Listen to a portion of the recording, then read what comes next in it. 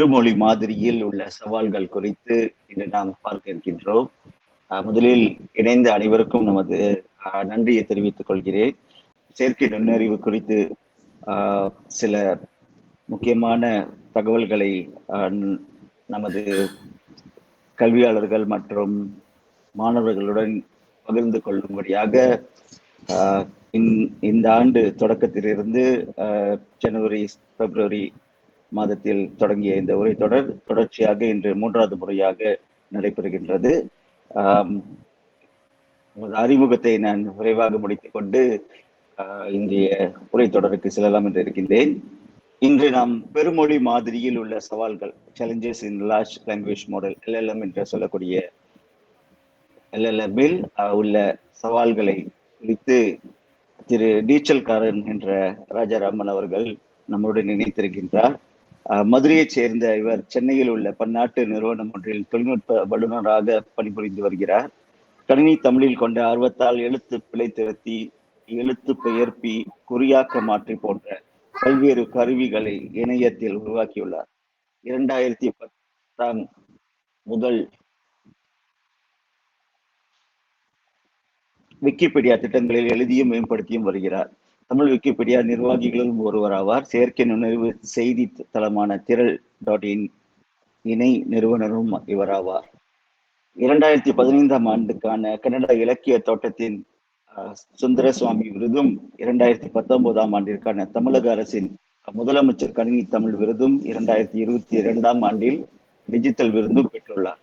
வலைத்தமிழ் இதழின் ஆசிரியர் குழு உறுப்பினர், இந்திய மீடியா விக்கி தொழில்நுட்ப குழு உறுப்பினராகவும் உள்ளார். இதுவரைக்கும் 100க்கும் மேற்பட்ட கல்லூரிகளில் தமிழ் கணினி செயற்கை நுண்ணறிவு விக்கி திட்டங்கள் குறித்தும் பயிற்சி அளித்துள்ளார். அன்னார் மிகப்பெரிய வளங்களை தமிழுக்கு தொடர்ச்சியாக தந்து கொண்டிருக்கின்றார். நேரத்தை கடத்தாமல் நேரடியாக திரு நீச்சல்காரன் என்று பெரிதும் உலக அமைப்பில் அறியப்படும் அவரை உங்களுடன் பகிர்ந்து கொள்வதற்கு அழைக்கின்றேன். நன்றி. அனைவருக்கும் வணக்கம்.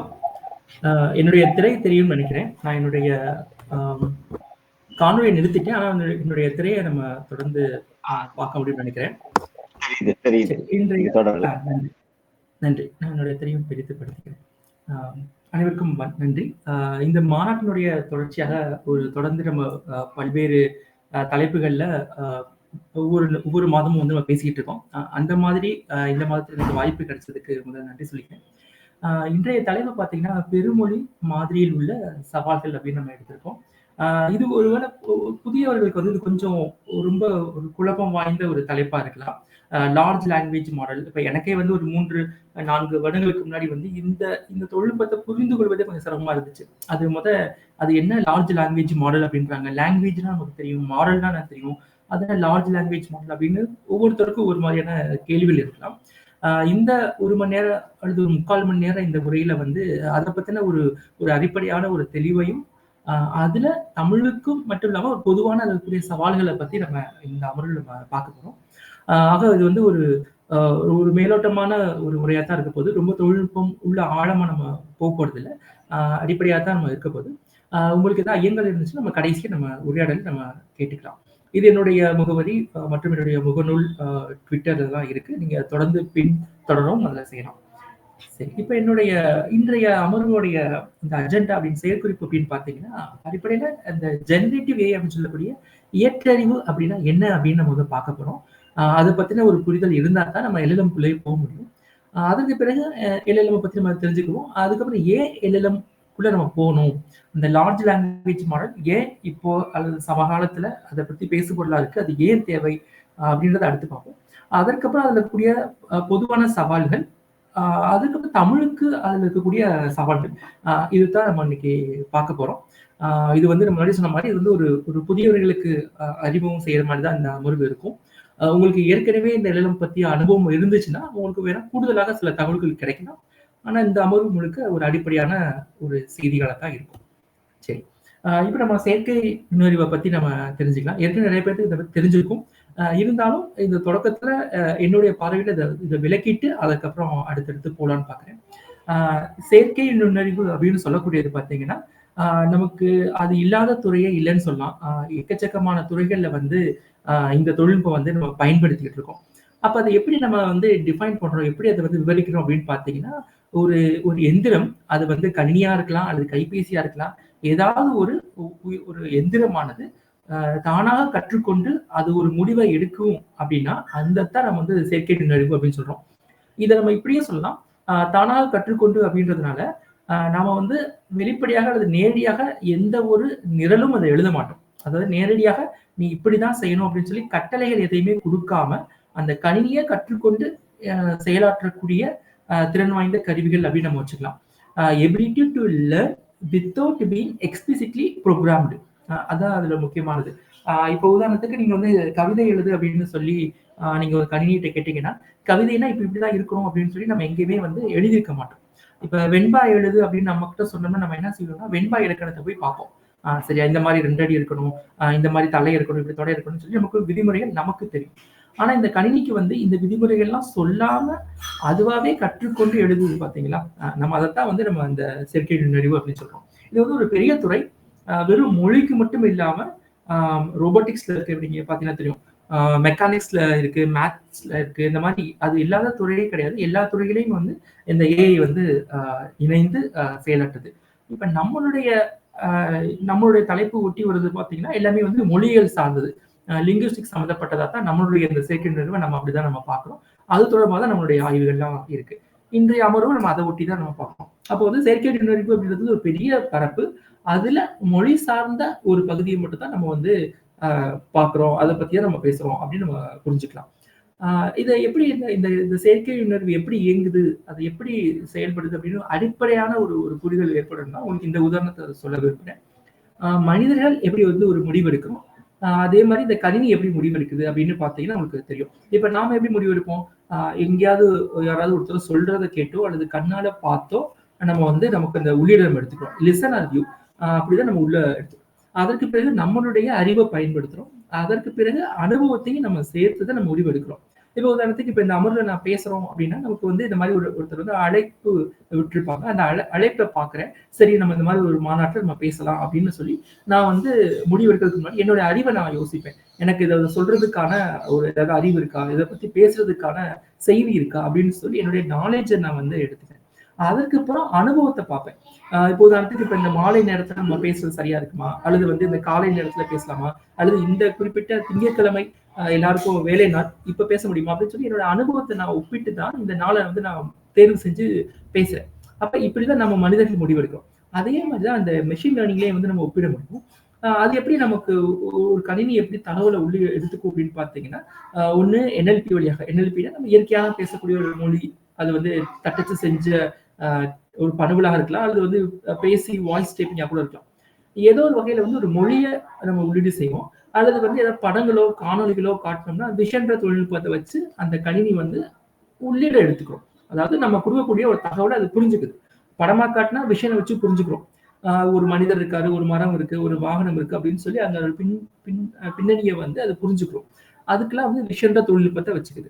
இதே இது நீங்க வந்து ஒரு மொழியில கேள்வி கேட்டீங்கன்னா, அப்ப வந்து NLPன்ற நுட்பத்த வச்சு அது புரிஞ்சுக்கும். இப்ப நம்ம அப்படிதான் நம்ம கேள்வி எல்லாம் கேட்கிறோம். இப்ப நெறைய உரையாடல்கள் எல்லாம் நம்ம வந்து கேள்வி கேட்டோம்னா, அந்த கேள்வி வந்து ஒரு இயற்கையான ஒரு மொழியில இருக்கும். அத புரிஞ்சுகிட்டு அந்த அது வந்து செயலாற்றுதுன்னா, அப்ப அந்த NLP தான் அது பயன்படுது. சரி, புரிஞ்சுக்கிச்சு. அதற்கப்புறம் அது எப்படி முடிவெடுக்கும்ன்னு பார்த்தீங்கன்னா, அதனுடைய பாஸ்ட் ஹிஸ்டாரிக்கல் டேட்டாவ எடுத்துக்கிறோம். ஹிஸ்டாரிக்கல் டேட்டான்னா, அ கடந்த கால தரவுகள் அப்படின்னு வச்சுக்கலாம். அல்லது வந்து பழைய தரவுகள். அந்த தரவை அடிப்படையில வச்சு, அந்த அடிப்படையான தரவுல ஒரு பாங்க பார்க்கும். ஒரு பேட்டர்ன பார்க்கும். அந்த பேட்டர்ன வச்சு ஒரு முடிவு எடுக்கும். ஒரு ஒரு ஒரு எளிய உதாரணம் பார்த்தீங்கன்னா, இப்ப நான் வந்து மதுரையில இருக்கேன். மதுரையில இன்றைக்கு மழை பெய்யுமா? பெய்யாதா? அப்படின்னு சொல்லி ஒரு முடிவு எடுக்கணும் அப்படின்னு வச்சுக்கோங்க இந்த கணினியானது. அது என்ன செய்யும்னா, பழைய தரவுகள் 10 ஆண்டுகளுக்கான தரவுகள எடுத்துக்கிறோம். எடுத்துக்கிட்டு இந்த குறிப்பிட்ட மாதத்துல, இப்ப இந்த மாரி ஒரு மாசி மாதத்துல வந்து மழை வந்து இந்த முறை இந்தந்த நாட்கள்ல பெய்திருக்கு. அல்லது இந்தந்த மாரி மேகக்கூட்டங்கள் இருந்தா இந்த மாரி பெய்யும். இந்த மாரி வெப்பநிலை இருந்தா இந்த மாரி பெய்யும்னு சொல்லி, பழைய தரவுகள்ல வந்து ஒரு ஒரு பாங்க பார்க்கும். ஒரு பேட்டர்ன பார்க்கும். எப்பலாம் வந்து மேகக்கூட்டங்கள் அதிகமா இருக்கோ, அப்பலாம் வந்து பெய்யறதுக்கான ஒரு சாத்தியம் இருந்திருக்கும். அந்த மாதிரி கணினியே நமக்கு தெரியாம நம்மளுடைய தரவுகள்ல இருந்து ஒரு பேட்டர்ன கண்டுபிடிச்சுரும். அந்த கண்டுபிடிச்ச பேட்டர்ன வச்சு ஒரு முடிவெடுக்கும். அப்ப அது என்ன சொல்லும், மழை பெய்யறதுக்கான வாய்ப்பு இத்தனை இருக்கு, அல்லது இவ்வளவு குறைவா இருக்கு அப்படின்னு சொல்லி அது முடிவெடுக்கும். இது வந்து ஒரு சின்ன உதாரணம். இதே மாதிரி தான் எல்லா விதமான மொழி சார்ந்த செயல்பாடுகளுக்கும் இந்த செயற்கை நுண்ணறிவு வந்து இப்படிதான் செயல்படுது. இப்ப நாம அ அ பல தரவுகள குடுத்து அந்த கணினி வந்து நம்மளுடைய மொழிய வந்து கத்துக்குது. அ முழுசா கத்துக்குச்சான்னா அது இல்ல. அத நம்ம சவால்கள் அடுத்து பார்க்க போறோம். ஆனா அது கத்துக்குது. கத்துக்கிட்டு அது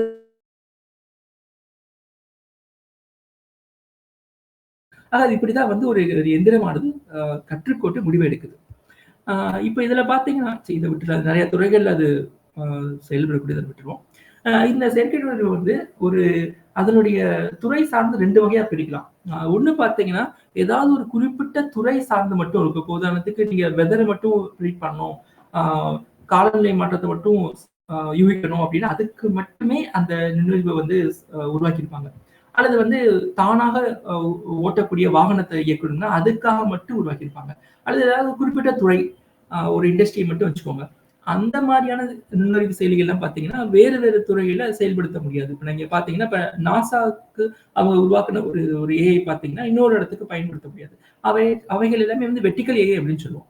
இது ஹாரிசான்டல் ஏஐ அப்படின்னு சொல்லக்கூடியது பார்த்தீங்கன்னா, ஒரு அடிப்படையான ஒரு சிக்கல எடுத்துக்கிட்டு, அது எல்லா துறைக்கும் பொருந்துற மாதிரி இருக்கும். இப்போ உதாரணத்துக்கு டெக்ஸ்ட் டூ ஸ்பீச் பாருங்களேன். நான் வந்து ஒரு டெக்ஸ்ட்ட குடுத்தா, அது வந்து ஒரு குரல்ல அது வாசிச்சு காட்டுதுன்னா, இது எல்லா துறைக்கும் பொருந்தும். அதே மாரி நான் பேச பேச அது தட்டச்சு பண்ணணும் அப்படின்னு ஒரு ஒரு ஒரு ஒரு ஒரு செயலி உருவாக்குறீங்கன்னா, அது எல்லா துறைக்கும் பொருந்தும். நீங்க மருத்துவத்திலயும் தேவைப்படும், வேளாண்மையிலயும் தேவைப்படும், எல்லா துறையிலயும் தேவைப்படும். அதே மாரி ஓசிஆர் இந்த மாரி நெறையா சொல்லலாம். பெர்சனல் அசிஸ்டன்ட்லாம். நம்ம ஒரு கேள்வி கேட்டு அந்த கேள்விய புரிஞ்சுகிட்டு, அது கிட்ட இருக்க தரவுகள்ல இருந்து பதில் சொல்லுது பார்த்தீங்கன்னா, அதெல்லாம் வந்து பெர்சனல் அசிஸ்டன்ட் வச்சுக்கலாம். இது எல்லாமே பார்த்தீங்கன்னா, ஒரு ஒரு அடிப்படையான ஒரு சிக்கல எடுத்துக்கிட்டு, அது எல்லா துறைக்கும் பொருந்துற மாரி நம்ம வந்து உருவாக்குவோம். இப்ப நம்ம பார்க்கக்கூடிய இந்த இயற்றறிவு, லார்ஜ் லாங்குவேஜ் மாடல் எல்லாமே பார்த்தீங்கன்னா, இந்த ஹாரிசான்டல் ஏஐக்குள்ள தான் அதுக்குரிய வரக்கூடியது தான். அப்போ வந்து நீங்க அ ஒரு சிக்கலுக்கு தீர்வு குடுத்துட்டீங்கன்னா, அது எல்லா துறையிலயும் நம்ம வந்து பொருத்தி பார்க்கலாம். அதே மாரி இந்த ஏஐல வந்து இன்னொரு வேறு வகையில 2ஆ பிரிப்பாங்க. அதோடைய செயல்பாட்டு வடிவத்தில. ஒரு 5 ஆண்டுகளுக்கு முன்னாடி பார்த்தீங்கன்னா, இந்த டிஸ்கிரிமினேட் ஏஐ தான் ரொம்ப புகழ் பெற்று இருந்துச்சு. நீங்க ஏதாவது ஒரு படம் குடுத்தீங்கன்னா, இல்ல ஏதாவது கட்டுரை குடுத்தீங்கன்னா, அத பிரிடிக்ட் பண்ணும் அல்லது கால்குலேட் பண்ணும். நீங்க பார்த்தீங்கன்னா தெரியும். இந்த மாரி ஒரு நாய் படத்த குடுத்தீங்கன்னா, அத வந்து பிரிடிக்ட் பண்ணும். இது வந்து நாய் அப்படின்னு சொல்லி கண்டுபிடிச்சிரும். அல்லது வந்து இந்த நாயினுடைய உயரமோ, அல்லது வேற ஏதோ தரவு குடுத்தீங்கன்னா, அத வந்து கணிச்சு சொல்லும். அல்லது யூகிச்சு வகைப்படுத்தும். இதுதான் வந்து டிஸ்கிரிமினேட் அப்படின்னு சொல்றது. இப்ப நீங்க பார்த்தீங்கன்னா, ability to recognise or make distinction அப்படின்னு நம்ம சொல்லலாம். அதுதான் வந்து அந்த மாரியான ஏஐ. இதே இது இன்னொரு வகையான ஏஐ சமீப காலமாக அதிகமாக புகழ் பெற்று வரக்கூடிய ஏஐ பார்த்தீங்கன்னா, அது தானா உருவாக்கக்கூடிய ஏஐயா இருக்கும். அது இயற்றக்கூடிய திறன் இருக்குன்னா, அதுக்கு இயற்றறிவு அப்படின்னு சொல்றோம். ஆங்கிலத்தில ஜெனரேட்டிவ் ஏஐ அப்படின்னு சொல்றோம். இது பார்த்தீங்கன்னா, ஒரு சிட்டிங் பப்பி அப்படின்னு நம்ம குடுக்குறோம். அல்லது அமர்ந்திருக்கும் நாய்க்குட்டி வரைந்து குடு அப்படின்னு சொன்னீங்கன்னா, அது புரிந்து கொண்டு அமர்ந்திருக்கக்கூடிய ஒரு நாய்க்குட்டி அது உருவாக்கும். அது அதுவாவே கண்ண போடும், அதுவா மொக்க போடும், கை, கால் எல்லாத்தையும் அதுவா போடும். இப்ப நம்ம கொஞ்சம் விவரமா sitting puppy with a yellow had அப்படின்னு சொன்னீங்கன்னா, மஞ்சள் நிற தொப்பி போட்ட ஒரு நாய் அதுவா உருவாக்கும். அதுதான் வந்து இந்த ஜெனரேட் பண்றதுக்கான அந்த ஜெனரேட்டிவ் ஏஐ. இது வந்து உருவாக்கும். மேல இருக்கிறது பார்த்தீங்கன்னா, அது எதையுமே உருவாக்காது. அது ஒண்ணு கணிக்கும் அல்லது வந்து வகைப்படுத்தும். அல்ல அந்த மாரி ஏதோ ஒரு ஒரு முடிவத்தான் அது எடுக்கும். ஆனா இது வந்து தானாகவே உருவாக்கும். அப்ப அந்த உருவாக்குற திறன் இருக்கிறனால தான் வந்து இப்ப சமீப காலமா அது ரொம்ப ஒரு அ அதிகமா பேசும் பொருளா இருக்கு. மொழி சார்ந்து பார்த்தீங்கன்னா, நமக்கு வேண்டிய கவிதை எழுதிக் குடுக்கும், கட்டுரை எழுதிக் குடுக்கும், நமக்கு வேண்டிய கட்டுரைகள் எழுதிக் குடுக்கும், செய்திகள சேகரிக்கும். இந்த மாரி பல பணிகளுக்கு அத செயல்படுத்த முடியுது. அப்போ வந்து அதுல இருக்கக்கூடிய சிக்கல்கள்லாம் நெறைய இருக்கு. அத நம்ம அடுத்தடுத்து பார்க்கலாம். இப்ப இதுல பார்த்தீங்கன்னா, இந்த ஜெனரேட்டிவ் ஏஐல பார்த்தீங்கன்னா, அது அது பயிற்சி குடுக்கையில பார்த்தீங்கன்னா, ஆ இப்ப முதல்ல இருக்கக்கூடிய முறை பார்த்தீங்கன்னா, லேபிள் பண்ணிட்டு தான் அதுக்கு வந்து பயிற்சி குடுப்பாங்க. இப்ப நீங்க ஒரு தரவு இருக்குன்னா, இப்ப நான் முதல் சொன்ன அதே உதாரணத்த எடுத்துக்கிறேன். மதுரையில மழை பெய்யுமா அப்டின்னா, பழைய தரவுகள் எப்படி இருக்குன்னா, லேபிள் பண்ணியிருப்பாங்க. அதாவது அடையாளப்படுத்தியிருப்பாங்க. இந்த அளவுக்கு வெயில் இருக்கு, இந்த அளவுக்கு மேகக்கூட்டங்கள் வந்திருக்கு, இந்த அளவுக்கு வெப்பநிலை இருக்கு. மழை பெய்ஞ்சுச்சா பெய்யலையா அப்படின்னு எஸ் ஆர் நோன்னு குடுத்திருப்பாங்க. இதே மாரி ஒரு ஒரு லட்சக்கணக்கான தரவுகளுக்கும் yes or no, yes or நோன்னு குடுத்திருப்பாங்க. அப்ப அந்த மாரி ஏதோ ஒரு லேபிள் வச்சு தான் அது பயிற்சி எடுத்திருக்கும். அதாவது சொன்ன அந்த ஏஐ. இதே இந்த ஜெனரேட்டிவ் ஏஐ பார்த்தீங்கன்னா, அன்லேபிள்டா இருக்கும். நம்ம எங்கேயுமே வந்து வகைப்படுத்தியிருக்க மாட்டோம். அதுவாகவே புரிஞ்சுக்கும். அதுதான் ஒரு வேள சிக்கலாவும் அது போக வாய்ப்பு இருக்கு. ஆனா பெரும்பாலும் அது வந்து அதுவாவே புரிஞ்சுக்கும். நாம எங்கேயுமே வந்து வகைப்படுத்தியிருக்க மாட்டோம். இது இப்படிதான் செய்யணும், இது இப்படி செய்யக்கூடாது அப்படின்னு சொல்லி எங்கேயுமே குடுத்திருக்க மாட்டோம். அதுவாவே கற்றுக்கொண்டு அதுவாவே செய்யுது. நம்ம அது அது எப்படி கத்துக்கும்? அதோட டெக்னிக்ஸ பத்தி நம்ம ரொம்ப ஆழமா போ மாட்டோம். மேலோட்டமா சில அ அதனுடைய என்ன சொல்றது, அது எப்படி செயல்படுதுன்னு நம்ம பார்ப்போம். ஆனா அதனுடைய டெக்னிக்ஸை பத்தி நம்ம பார்க்க போறதில்ல.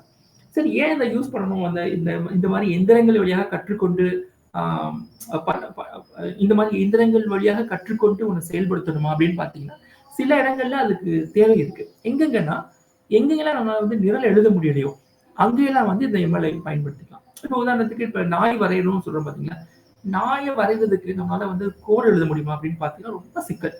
ஒரு நாய் வரைகிறதுக்கு வந்து நம்ம ஒரு நிரல்ல எழுதுனீங்கன்னா, இப்போ பைத்தானோ ஜாவாவோ எடுத்து கண் இந்த அளவுல இருக்கணும், மூக்கு இந்த அளவுல இருக்கணும், ஒரு ஒரு சர்க்கிள் வரைஞ்சிக்கோ, ஒரு ஒரு ஆர்க் வரைஞ்சிக்கோ, ரெக்டாங்கிள் போடு இப்படின்னு சொல்லி ஒரு நிரல் வழியாக எழுத முடியாத விஷயங்களை இந்த மாதிரி எம்எல் வச்சு செய்யலாம். ஒன்று. ரெண்டாவது வந்து ஸ்கேல் பண்ண முடியாது. அடுத்தடுத்து அது விரிவாக்கிக்கிட்டு போக முடியாது. இப்போ வந்து நீங்க தமிழுக்கு பண்ணிட்டீங்க, இப்போ மலையாளத்துக்கும் ஹிந்திக்கும் பண்ணணும்னா அப்போ வந்து இந்த நிரலாக்கத்துல பண்றப்போ கொஞ்சம் சிக்கலா இருக்கும். நம்ம திருப்பி இருந்து எல்லாத்துக்கும் நம்ம எழுதிக்கிட்டு இருக்கணும். ஆனா இதே அது எந்திர வழியை கற்றல்னா அந்த எந்திரம் தமிழ்ல எப்படி பேட்டர்னை கண்டுபிடிச்சோ அதே பேட்டர்னை வேறு மொழிக்கு கத்துக்கணும். இப்ப மலாய் மொழியை நீங்க பயிற்சி கொடுக்கணும், மலாய் தகவலை கொடுத்தீங்கன்னா இதே செயலி அங்க இருக்கக்கூடிய பேட்டர்னை கண்டுபிடிச்சு மலாய் மொழியை கத்துக்கிட்டு அது செயல்படும். ஆக அந்த மாதிரி ஸ்கேல் பண்ணக்கூடிய இடங்கள்லையும் நம்ம எம்எல்ஏ பயன்படுத்திக்கலாம். அப்புறம் தனிப்பயனாக்கம். இப்ப யோசிச்சு பாருங்க, ஒரு 10 வாடிக்கையாளர் இருக்காங்க. 10 வாடிக்கையாளருக்கும் 10 விதமா நம்ம வந்து நிரல் எழுத முடியாது. ஆனா இதே இந்த எம்எல்ஏ இருந்துச்சுன்னா, அந்த மெஷின் லேர்னிங்ல என்ன பண்ணுவோம்னா, அது 10 நபருடைய அவங்களுடைய பயன், அது அவங்களுடைய நடவடிக்கையை வச்சு அவங்க எப்படி எதை விரும்புறாங்க அப்படின்றத அடிப்படையில வச்சு அவங்களுக்கான தனிப்பயனாக்க பதில்களை கொடுக்க முடியும். அல்லது தனிப்பயனாக்க அந்த தகவல்களை வந்து எடுத்து கொடுக்க முடியும். அந்த மாதிரி இடங்களையும் நம்ம வந்து இந்த எந்திரங்களை பயன்படுத்தலாம். அப்புறம் எங்கெங்கெல்லாம் வந்து நம்மளால ட்ராக் பண்ண முடியாதோ, இப்போ சொன்ன மாதிரி இப்போ இதே படமே வரையறதா கூட வரையறதா இருந்தா கூட இதெல்லாம் வந்து நம்ம ட்ராக் பண்ண முடியாது. இங்க கண் இருக்கணும், இங்க மூக்கு இருக்கணும்னு சொல்லி ட்ராக் பண்ணி இருக்க முடியாது. அது தானாகவே அதுவாகவே வந்து செல்ஃப் லேர்ன் பண்ணி செல்ஃபாவே எவால்வேட் பண்ணி அது உருவாக்கக்கூடிய இடமா இருக்கு. அந்த மாதிரி இடங்கள்லாம் வந்து நமக்கு இந்த எந்திர வழி கற்றல்கள் வந்து பயனளிக்கும். அப்ப நம்ம என்ன புரிஞ்சுக்கலாம்னா, எங்கெங்கெல்லாம் வந்து விதிகள் தெளிவா இருக்கு, எங்கெங்கெல்லாம் வந்து நிரலாக்கம் பண்ண முடியுமோ அங்கெல்லாம் நம்ம வந்து நிரல் வழியாக போறது சரியா இருக்கும். இப்போ உதாரணத்துக்கு நம்ம உருபணிகள் சொல்லுவோம் தமிழ் மொழியை வச்சு. இப்ப சென்றான் அப்படின்னு சொன்னீங்கன்னா அந்த அந்த செல் அதே மாதிரி வந்து இறந்த கால இடைநிலை வந்திருக்கும், அதுக்கப்புறம் ஆன் அப்படின்னு சொல்லி விதி முடிஞ்சிருக்கும். இந்த மாதிரி நம்ம பிரிக்கிறோம் பார்த்தீங்களா அந்த பகுதிகளை, பகுதி விகுதி, இடைநிலை, சாரிய, சந்தி, இந்த மாதிரி நம்ம பிரிச்சு எழுதுறதுக்கு வந்து நமக்கு விதி தெளிவாகவே இருக்கு. அப்ப அந்த விதியை நம்ம பயன்படுத்திக்கலாம். இங்க எல்லாம் வந்து நம்ம வந்து இயற்கை எந்திர வழி கற்றலை வந்து பயன்படுத்தணும்ன்ற அவசியம் இல்லை. ஆனா தேவைப்படுற இடங்கள்ல சில இடங்கள்ல பயன்படுத்திக்கலாம். இப்ப நம்ம என்ன புரிஞ்சுக்கலாம்னா, விதிகள் தெளிவா இருந்துச்சுன்னா நம்ம இங்க போக தேவையில்லை. விதிகள் குழப்பமா இருக்கு அல்லது விரிவுபடுத்தணும் அப்படின்னு நினைக்கிறப்ப இயந்திர வழி கற்றலுக்குள்ள நம்ம போய்க்கலாம். சரி, இப்போ இது வரைக்கும் நம்ம வந்து அடிப்படையில இந்த இயந்திர வழி கற்றல், மெஷின் லேர்னிங்கோ அல்லது ஏஐ பத்தி நம்ம கொஞ்சம் பார்த்துக்கிட்டோம். இது என்ன செயல்படுது? இந்த இந்த இந்த இயந்திர வழி கற்றல்ல உருவான இந்த இயற்றறிவு செயலிகளை என்ன செய்யுன்றத சுருக்கமா சொல்லிடுறேன். அப்பதான் வந்து இந்த லார்ஜ் லாங்குவேஜ் மாடலுடைய தேவை அப்பதான் நமக்கு புரியும். இப்ப உதாரணத்துக்கு பாத்தீங்கன்னா, இப்ப மதுரை மாவட்டம் பற்றி கதை சொல்லுங்க அப்படின்னு சொன்னா, அது வந்து மதுரை மாவட்டத்தை பத்தி அதுவாகவே உருவாக்குது. இப்ப நீங்க இங்க பாத்தீங்கன்னா வந்து ஒரு கட்டுரை வடிவம் இருக்கும். இது எங்கேயுமே வந்து அப்படியே எடுத்துட்டு வந்த ஒரு வடிவம் கிடையாது. அதுவாகவே உருவாகி இருக்கும். மதுரை மாவட்டம்ன்றது தென்பகுதியில இருக்கு, இந்த சதுரடியில பரப்பளவு இருக்கு அப்படின்னு சொல்லி அதுவாகவே உருவாக்குது. அதுவாகவே வந்து நமக்கு ஏற்ற மாதிரி அது சுருக்கவோ விரிவாக்கவோ அது செய்யும். இப்ப கீழே பார்த்தீங்கன்னா ஒரு வரியில சொல்லணும், ஒரு வரியிலே அது சொல்லும். இது ஒண்ணு. அப்புறம் குறிப்பிட்டு கேட்கலாம். நம்ம குறிப்பிட்ட அந்த 2வது 2 வழிகளை மட்டும் சொல்லு அப்படின்னு சொல்லலாம். அல்லது வந்து நம்ம சொன்ன 2வது பதில விரிவா சொல்லு அப்படின்னு நம்ம சொல்லலாம். இந்த மாதிரி நம்ம ஒரு மனிதர்கிட்ட பேசுற மாதிரி அதுக்கு கேள்விகளை கேட்டு அது விரிவாக எழுதிக்க முடியும். அடுத்து பார்த்தீங்கன்னா நிரல்களையும் அது எழுத முடியும். இப்ப நீங்க எந்த கோடுன்னு கொடுத்தீங்கன்னா, இப்போ பவர்ஷெல் எனக்கு இந்த கோடு எழுதி கொடுன்னா கோடு எழுதி கொடுக்கும். இப்போ நம்மளே சொல்லலாம், இந்த மாதிரி பவர்ஷெல் எழுதி கொடுங்க, அதே நேரத்தில் இந்த மாதிரி இத்தனை டேட்டாபேஸை பயன்படுத்துங்க, இந்த காலத்தை எடுத்துக்கோங்க, இந்த மாதிரி தரவுகள் வேணும் அப்படின்னு நம்ம சொன்னாலும் அதை புரிஞ்சுக்கிட்டு அது வந்து உருவாக்கி கொடுக்குது. இன்னும் ஸ்பெசிஃபிக் பண்ணலாம். எனக்கு வந்து இப்போ நீங்கள் ஒரு ஒரு குறுஞ்செய்தி உருவாக்குறீங்கன்னா குறுஞ்செய்திக்கான நிரல் வந்து இந்தந்த மாதிரி இருக்கணும், இந்த மாதிரி மாடியூல்ஸை பிரிச்சுக்கோங்க, இந்த மாதிரி ஃபைல் ஸ்ட்ரக்சர் வச்சுக்கோங்க அப்படின்னு நம்ம சொன்னாலும் அது உருவாக்கி கொடுக்குது. இதெல்லாம் வந்து நம்ம கோடிங்கே எழுத முடியாது. நீங்க யோசிச்சு பார்த்தீங்கன்னா தெரியும். இப்போ நம்ம இயற்கையா ஒரு கேட்குற கேள்விக்கெல்லாம் புரிஞ்சுக்கிட்டு ஒரு நிரல் எழுதுறதோ அல்லது படம் வரைகிறதோ அதெல்லாம் வந்து நம்ம இயல்பா இருக்கக்கூடிய ஒரு ப்ரோக்ராமிங் லாங்குவேஜ்ல முடியாது. அங்க எல்லாமே வந்து இந்த இயற்றறிவு நுட்பத்தை நம்ம பயன்படுத்தணும். அதே மாதிரி கதைகளை அது உருவாக்கும். இது முழுக்க முழுக்க கற்பனையாவே ஒரு கதையை உருவாக்கும். அதுல இந்த குறிப்பிட்ட மாரல் இருக்கணும், இந்த நீதி வச்சு ஒரு கதை எழுதினா கூட அது அது உருவாக்கும். அதே மாதிரி வந்து சட்ட கட்டுரைகளை உருவாக்குறதோ, அல்லது ஒரு குறிப்பிட்ட பூகோள பகுதி சார்ந்த சட்டத்தை வந்து வச்சு அது எழுதுறதோ எழுத முடியும். இப்ப இங்க பாத்தீங்கன்னா அது வந்து ரெண்டல் அக்ரிமெண்ட், வீட்டு ஒப்பந்தம் அதை கூட அது உருவாக்கி கொடுக்கும். ஒரு ஒரு மாதிரி டெம்ப்ளேட்டை வந்து அது உருவாக்கி கொடுக்கும். அப்புறம் கடைசியா பார்த்தீங்கன்னா மொழிபெயர்ப்பையும் அது செய்யும். நீங்க வந்து எந்த ஒரு மொழி கொடுத்தாலும் இதுக்கு புரியக்கூடிய மொழியா இருந்துச்சுன்னா அது வந்து மொழிபெயர்த்து அதே மாதிரி எழுத்து பெயர்த்து உங்களுக்கு கொடுக்கும். இது எல்லாமே வந்து ஏற்கனவே இந்த வசதிகள் உதாரணத்துக்கு இந்த மொழிபெயர்ப்பு பார்த்தீங்கன்னா இதுக்கு முன்னாடி நியூரல் டிரான்ஸ்லேஷனும் வெவ்வேறு வகையான மொழிபெயர்ப்புல வந்து நமக்கு ஏற்கனவே கதைகள் இருக்கு. ஆனா இது பார்த்தீங்கன்னா லார்ஜ் லாங்குவேஜ் மாடல்ல இந்த மாதிரியான மொழிபெயர்ப்புகள் இது எல்லாமே நடக்குது. அது மட்டும் இல்ல, இதுல பாத்தீங்கன்னா வந்து ஒரு கட்டுரையை வந்து சுருக்க முடியும். அதை வந்து அதுல இருக்கக்கூடிய தரவுகளை மட்டும் எடுத்து கொடுக்க முடியும். உங்களுக்கான தன்விவர குறிப்புகளை எழுதி கொடுக்க முடியும். குறிப்பிட்ட மாற்றங்களை மட்டும் செய்யணும்னா கூட செய்யலாம். இப்ப நீங்க உங்களோட தன்விவர குறிப்பு அதுல ஏற்றிட்டு எனக்கு வந்து என்னுடைய அனுபவத்தை வந்து இன்னும் கொஞ்சம் விரிவா எழுதி கொடு அப்படின்னு சொன்னீங்கன்னா உங்களுடைய அந்த எக்ஸ்பீரியன்ஸ் பகுதியை வந்து இன்னும் விரிவாக்கி எழுதி கொடுக்கும். இந்த மாதிரி பல வகையில வந்து இது செயல்படுது. சரி, இப்ப இது வரைக்கும் பார்த்தது எல்லாமே பாத்தீங்கன்னா இந்த ஏற்றறிவுல நாம தினமும் பயன்படுத்திட்டு இருக்கக்கூடிய அந்த வசதிகள்.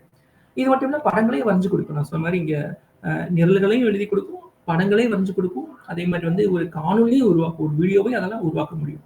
சரி, இதெல்லாமே நம்ம எப்படி அதனுடைய ஊடாடுறோம், இன்ட்ராக்ட் பண்றோம் அப்படின்னு பாத்தீங்கன்னா இயற்கையான மொழியில நம்ம பண்றோம். இதுக்கு முன்னாடி பாத்தீங்கன்னா ஏதாவது ஒரு செய்யணும்னா நம்ம வந்து ஒண்ணு பட்டனை வந்து கிளிக் பண்ணுவோம். இந்த மாதிரி சர்ச் அப்படின்னா பட்டனை கிளிக் பண்ணுவோம், அல்லது ஏதாவது ஒரு கீவேர்டை கொடுத்து தான் நம்ம சர்ச் பண்ணுவோம். அது எல்லாத்தையுமே இது வந்து ஒரு ஒரு திருப்பி போட்ட மாதிரியான ஒரு கண்டுபிடிப்பு தான் இது, இந்த ஏற்றறிவு. நீங்க இயற்கையா கேட்கலாம், நீங்க எது கேட்கறீங்களோ அதை புரிஞ்சுக்கிட்டு அதுக்கேற்ற மாதிரி பதில் சொல்லுது பாத்தீங்கன்னா, அதுதான் வந்து இந்த ஏற்றறிவுல சிறப்பு. அது எப்படி செயல்படுதுன்னா அங்கதான் வந்து இந்த லார்ஜ் லாங்குவேஜ் மாடல் அப்படின்றது வந்து பின்னாடி இருக்கு. அந்த லார்ஜ் லாங்குவேஜ் மாடல் தான் நாம பேசக்கூடிய அந்த மொழியை வந்து அது புரிஞ்சுக்கிட்டு அந்த கணினிக்கு வந்து சொல்லி அதுல இருந்து பதில் எடுத்து திருப்பி அதே லார்ஜ் லாங்குவேஜ் வச்சுதான் அது அதை திருப்பி ஒரு கதையாவோ ஒரு கட்டுரையாவோ உருவாக்கி உங்களுக்கு கொடுக்குது. அப்ப இந்த ஏற்றறிவு நுட்பத்துக்கு பின்னாடி லார்ஜ் லாங்குவேஜ் மாடல் இருக்கு அப்படின்றத நம்ம இது வரைக்கும் நம்ம தெரிஞ்சுக்கலாம். சரி, இப்ப லார்ஜ் லாங்குவேஜ் மாடலுக்குள்ள போவோம். லார்ஜ் லாங்குவேஜ் மாடலுக்கு போறதுக்கு முன்னாடி இந்த லாங்குவேஜ் மாடல் அப்படின்னா என்ன தெரிஞ்சுக்கலாம். லாங்குவேஜ் மாடல் அப்படின்னு சொல்லி இந்த அடிப்படையை புரிஞ்சுக்கிச்சுன்னா அதுக்கப்புறம் நம்ம வந்து லார்ஜ் லாங்குவேஜ் மாடல் வந்து எளிதாக நம்ம வந்து புரிந்து கொள்ள முடியும். சரி, இப்ப நீங்க அப்படி யோசிச்சு பாருங்க. ஒரு கணினிக்கு வந்து ஒரு மொழியை கற்றுக் கொடுக்கணும் அப்படின்னா, இப்ப நீங்க தமிழ் எடுத்தாலும் சரி, மலாய் எடுத்தாலும் சரி, இல்லை ஹிந்தி எடுத்தாலும் சரி, ஏதோ ஒரு மொழியை வந்து கணினிக்கு கற்றுக் கொடுக்கணும்னா நாம மனிதர்கள் கற்றுக் கொடுக்க மாதிரி அதுக்கு ஒக்காபுலரிஸோ வெப்ஸையோ நம்ம சொல்லி சொல்லி கொடுத்து இதுதான் இப்படி செய், இதுதான் இப்படி செய் அப்படின்னு சொல்லி கொடுக்கிறது சாத்தியம் இல்லாது. அது வந்து முடியாது. அப்போ வந்து அதுக்கு அதுக்கு பதிலாக இவங்க எப்படி பண்றாங்கன்னா அதுக்கு வந்து ஒரு ஒரு பேட்டர்னை வந்து அது கொடுக்குறாங்க. இப்போ உதாரணத்துக்கு ஒரு ஒரு சொல்லுக்கு அடுத்து எந்த சொல் வரும் அப்படின்னு அதுக்கு கத்துக் கொடுக்கணும் அப்படின்னா, இப்போ உதாரணத்துக்கு இப்ப நீங்க நலமா இருக்கீங்களா அப்படின்னு கேட்டா நலமா இருக்கிறேன் அப்படின்னு நம்ம சொல்றோம் பாத்தீங்களா, இயல்பாவே நம்ம அந்த பதில நம்ம சொல்றோம். இது எப்படின்னா நம்ம மனதுக்குள்ள பதிஞ்சிடும். இந்த மாதிரி கேள்விக்கு அடுத்து இந்த மாதிரிதான் பதில் வரணும், அல்லது இப்படிதான் அடுத்த கேள்வி, அல்லது அப்படிதான் அடுத்த சொல் வரும் அப்படின்னு சொல்லி நம்ம மனதுக்குள்ள பதிஞ்சிடும் பாத்தீங்களா. அந்த குறிப்பிட்ட திறனை மட்டும் வச்சு முத லாங்குவேஜ் மாடல் உருவாச்சு. அந்த லாங்குவேஜ் மாடல் எப்படி இருக்குன்னா ஸ்டாட்டிஸ்டிக்கல் லாங்குவேஜ் மாடல் அப்படின்னு சொல்லுவாங்க. இப்ப பாத்தீங்கன்னா உதாரணத்துக்கு இங்க ஒரு வாக்கியம் கொடுத்துருக்கேன், வேர் ஆர் யூ அப்படின்னு அடிச்சோம்னா அதுக்கப்புறம் கோயிங் அல்லது சீயிங் அல்லது ஃப்ரம், ஸ்டேயிங் இந்த மாதிரியான ஒரு சில சொற்கள் தான் வந்து அதிகமாக வந்திருக்கும். அப்ப இந்த இந்த ஸ்டாட்டிஸ்டிக்கல் லாங்குவேஜ் மாடல்ன்றது எப்படி செய்யும்னா இந்த ப்ராபபிலிட்டி டிஸ்ட்ரிபியூஷனை வந்து அது கண்டுபிடிக்கும். இந்த மாதிரி ஒரு 3 வார்த்தைகள் வந்துச்சுன்னா இதுக்கு அடுத்து இந்த சொல்லு தான் வரும் அப்படின்னு சொல்லி பழைய தரவை வச்சு அது வந்து கணிச்சுக்கும். இது ஒவ்வொருத்தருக்கு தகுந்த மாதிரி. இப்ப நான் அடிக்கிறப்ப வந்து நான் இதுக்கு முன்னாடி பல மின்னஞ்சல்கள்ல வந்து வேர் ஆர் யூ சீயிங் அடிச்சிருந்தேன்னா அப்ப நான் இந்த சொல்ல அடிக்கிறப்ப எனக்கு அடுத்த சொல் வந்து சீயிங்னு வந்துடும். இதே வந்து இப்ப இன்னொருத்தர் இப்ப நீங்க அடிக்கிறீங்க, இப்ப நீங்க வேர் ஆர் யூ அப்படின்னு அடுத்து நீங்க வந்து ஸ்டேயிங் அப்படின்னு சொல்லி இதுக்கு முன்னாடி நீங்க அடிச்சிருந்திருப்பீங்கன்னு வச்சுக்கோங்க. அப்ப இந்த இடத்துல வந்து ஸ்டேயிங்னு சொல்லி காட்டும். இன்னும் எளிதா சொல்ல போனா நீங்க கூகுள்லயே நீங்க ஏதாவது தட்டச்சு பண்ணீங்கன்னா ஒரு 2 சொல்லுக்கு அப்புறம் அடுத்த சொல்ல வந்து காட்டுது பாத்தீங்களா, இதுதான் நீங்க அடிச்சிருப்பீங்க, இதுதான் நீங்க யூகிச்சிருப்பீங்க அப்படின்னு சொல்லி அந்த நெக்ஸ்ட் வேர்டு ப்ரெடிக்ஷன் சொல்லக்கூடியது. அந்த நுட்பம் தான் முத அறிமுகமான லாங்குவேஜ் மாடல். இது ரொம்ப காலத்துக்கு முன்னாடி உருவானது. அந்த ஸ்டாட்டிஸ்டிக்கல் லாங்குவேஜ் மாடலுக்கு அப்புறம் பல வகையில லாங்குவேஜ் மாடல் மாறிட்டே இருக்கு.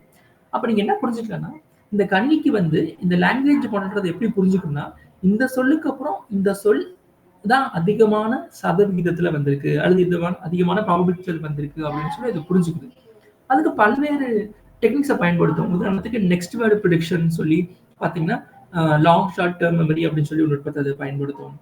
என்கோடிங், என்கோடர், டிகோடர், எல்எஸ்எம்டிஎம் இந்த மாதிரி சொல்லி அ பல விதமான நுட்பங்கள பயன்படுத்தும். இப்ப சமீபமா பார்த்தீங்கன்னா, இந்த டிரான்ஸ்ஃபார்மர் அப்படின்ற ஒரு மாடல் தான் மன்னிக்கவும் மாடல் கிடையாது. டிரான்ஸ்ஃபார்மர்ன்ற அந்த டெக்னிக்க தான் வச்சு நெறையா அ மாதிரிகள் நம்ம உருவாக்கிட்டு இருக்கோம்.